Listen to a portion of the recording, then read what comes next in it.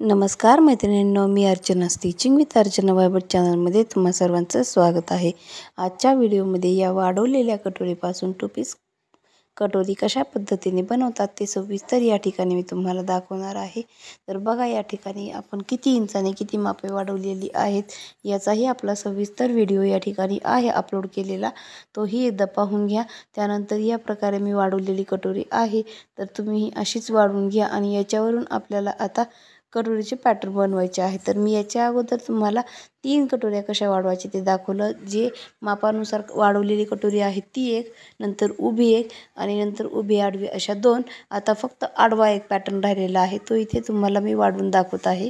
तर बघा, हे जे टोक आहे 2, तर ते या ठिकाणी आपण दोन्ही एकमेकांना समांतर ठेवणार आहोत। या पद्धतीने समांतर ठेवणार आहोत। आता त्यानंतर इथे बघा 1.5 इंचाची खूण करायची आहे आपल्याला, जी की आपण टक्सला घेतो त्या पद्धतीने 1.5 इंच आणि इथे उभी 2.5 इंच अशा 2 खुणा करून इथे सरळ लाईन टाकून घेऊयात। तर बघा, इथे मी सरळ लाईन टाकलेली आहे। जिथे सरळ लाईन आहे ती जागा आपल्याला फोल्ड करायची आहे आणि वरतीही आपण जागा फोल्ड केलेली आहे। त्या फोल्ड दोन्ही एकमेकांवरती समांतर आले पाहिजेत, या प्रमाणे इथे आपल्याला सरळ अशा खुणा करून कट करून घ्यायचा आहे। तर बघा, खालचा आणि वरचा दोन्ही भाग मी इथे वेगळे करून घेतलेली आहेत। तर बघा, आता या ठिकाणी दोन्ही भाग कसे वाढवायचे किंवा आता याच्यापासून टू पीस कसं करायचं ते तुम्हाला सविस्तर दाखवणार आहे। आता हा वरचा आणि एक खालचा भाग, 2 भाग इथे मी घेतलेली आहेत। तर बघा, वरचा भाग आता कशा पद्धतीने ते आपण ठेवणार आहोत। तर आपण इथे कटोरी वाढवलेली असल्यामुळे इथे कुठलाही प्रॉब्लेम येत नाही। इथे फक्त आपल्याला शिलाई मार्जिन स्टिचिंगसाठी फक्त अर्धा इंच वाढवायची आहे, बाकी ॲज इट इज घ्यायचं आहे। तर बघा, इथे बाकीचा जो भाग आहे तो ॲज इट इज घेतलेला आहे। या ठिकाणी मी इथे बघा ॲज इट इज ठेवलेला आहे। खालच्या साईडला फक्त अर्धा इंच एक्स्ट्रा घ्यायचा आहे। जिथे की आपण कट केलेलं होतं तो भाग एक्स्ट्रा आपल्याला जोडून घ्यायचा आहे। मग जोडण्यासाठी आपल्याला अर्धा इंच शिलाई मार्जिन लागतं, त्यामुळे इथे मी अर्धा इंचाचं शिलाई मार्जिन वाढवून इथे सरळ लाईन ड्रॉ करून घेणार आहे। म्हणजे आपल्याला स्टिचिंग मार्जिन इथे फक्त अर्धा इंच वाढवायचा आहे मैत्रिणींनो। त्यानंतर आता हा भाग वाढवायचा आहे। तर हा भाग वाढवण्यासाठी पहिल्याप्रमाणेच आपल्याला इथे एक टी काढून घ्यायचा आहे। त्यानंतर इथे अशी उभी लाईन टाकायची, म्हणजे अगोदर आडवी आणि नंतर उभी, म्हणजे एक टी इंग्लिश अक्षरामधला टी तयार होतो।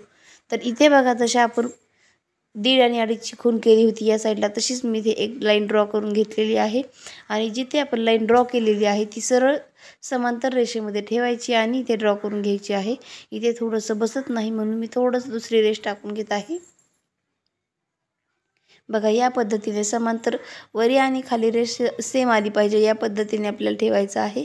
आता बघा, इथे मी हा भाग ड्रॉ करून घेत आहे। जिथे समांतर ठेवलेलं आहे तो भाग ड्रॉ करायचा आणि नंतर कटोरीचा जो खालचा पॅटर्न आहे तोही असा उचलायचा आणि इथे समांतर ठेवून घ्यायचा आहे। बघा, इथे या पद्धतीने ठेवून घ्यायचा।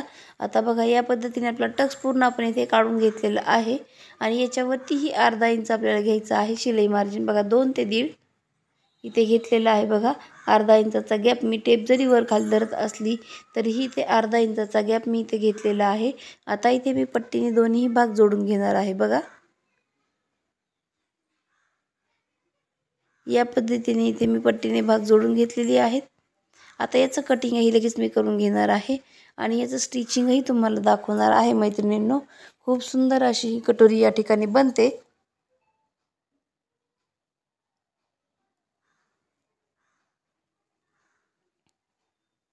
तर पहा, या ठिकाणी माझी ही कटोरी बनून झालेली आहे।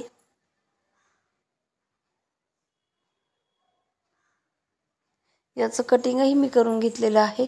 याच पद्धतीने कटिंग करायचं आहे आणि कुठेही एक्स्ट्रा शिलाई मार्जिन आपल्याला द्यायचं नाही मैत्रिणींनो। इथे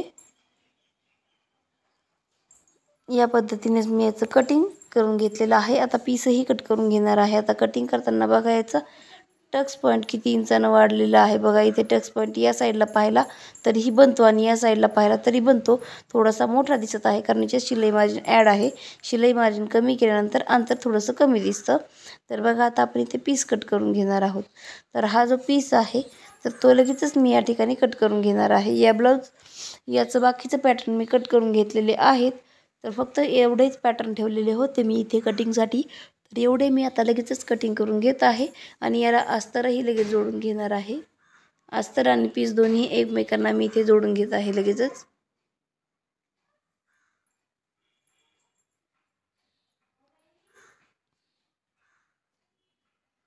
तर पहा इथे मी कटिंग करून घेतलेलं आहे।